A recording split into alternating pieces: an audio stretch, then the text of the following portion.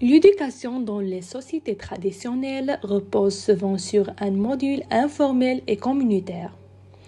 Dans l'enseignement traditionnel, l'enseignant joue un rôle plus actif en tant que principale source de connaissances et d'instruction.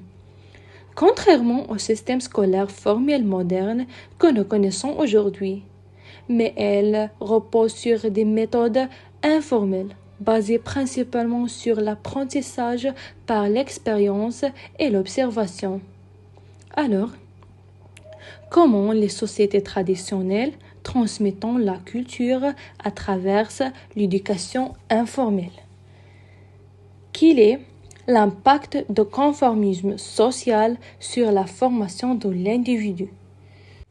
Tout d'abord, les sociétés traditionnelles transmettent leur culture à travers l'éducation informelle de manière multiforme et souvent indirecte.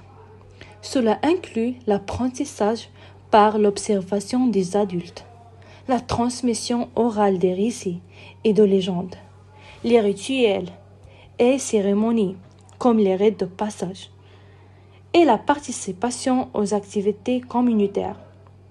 Par exemple, dans les sociétés islamiques, l'éducation traditionnelle était souvent centrée sur l'enseignement du Coran et l'étude des textes religieux, des sciences islamiques, fiqh, le hadith, etc.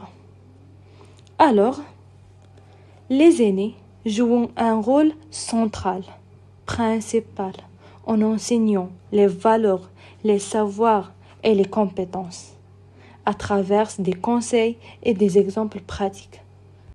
Ensuite, le conformisme social dans les sociétés traditionnelles influence fortement la formation de l'individu, en la façonnant selon des normes et des valeurs collectives. L'individu apprend à respecter les règles pour être accepté dans la communauté, ce qui renforce son identité sociale et son sentiment d'appartenance.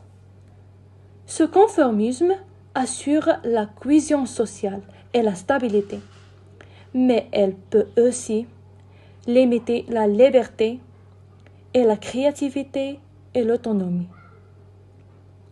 L'individu se construit donc souvent en fonction des attentes collectives, plutôt qu'à travers une expression personnelle. Les avantages. Transmission des connaissances. Pour Platon et Aristote, l'éducation traditionnelle permet une progression solide et organisée des savoirs. Et les inconvénients, limitation de la créativité, Rousseau et Dewey critiquaient sa rigidité qui étoffe la curiosité et l'initiative personnelle. L'éducation informelle dans les sociétés traditionnelles est donc processus dynamique et communautaire, qui se nourrit de l'interaction quotidienne, des cérémonies religieuses et des pratiques culturelles.